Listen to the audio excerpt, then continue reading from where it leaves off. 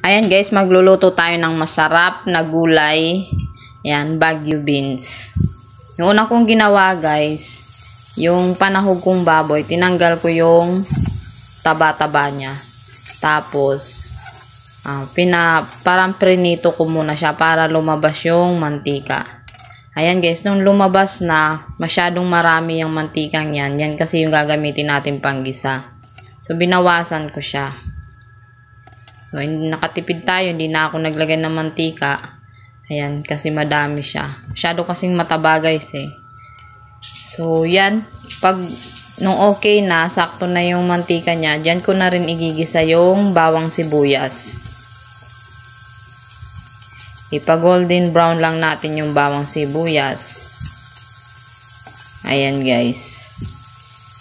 Simple tips lang ito guys, pero masarap siyang luto ng Baguio beans. Tapos simple lang siyang lutuin. Nagisa lang natin siya hanggang sa mag-golden brown. Tapos is-set aside natin yung pinamantika natin na taba ng baboy. Ayan guys. Try nyo to guys, masarap naman siya. Tas healthy pa kasi gulay siya. Yan, tapos guys, yan, yung panahog natin, igigisa na rin natin siya. Yan, nakikita nyo guys, wala na siyang mga taba-taba kasi sineparate ko yung taba. So, pure laman na yan. Igisa lang natin siya hanggang sa mag-light yung color. Tapos, ilalagay na natin yung sinet aside nating mga taba. Ayan. Tapos igigisa na rin natin yung Baguio beans na hiniwa-hiwa natin.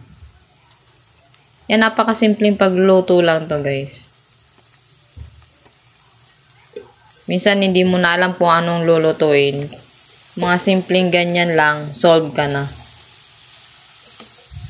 Ayan, haluin lang guys para ma-mix siya.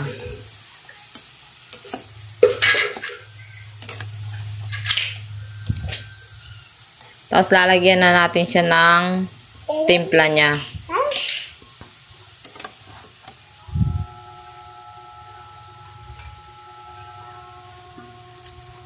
Yan, nilagyan ko siya guys ng pamintang durog. Tsaka seasoning niya. Tapos yung pangpalasa natin, nilagay ko. Toyo yung nilagay ko guys. Ayan, tapos lalagyan lang din natin siya ng kunting tubig.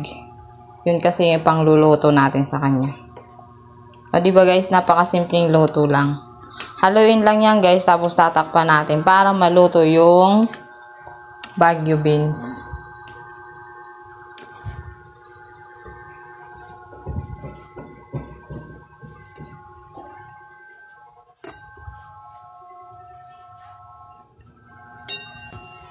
Ayan guys, kapag kumulo na siya, titikman natin kung tama na yung timpla niya.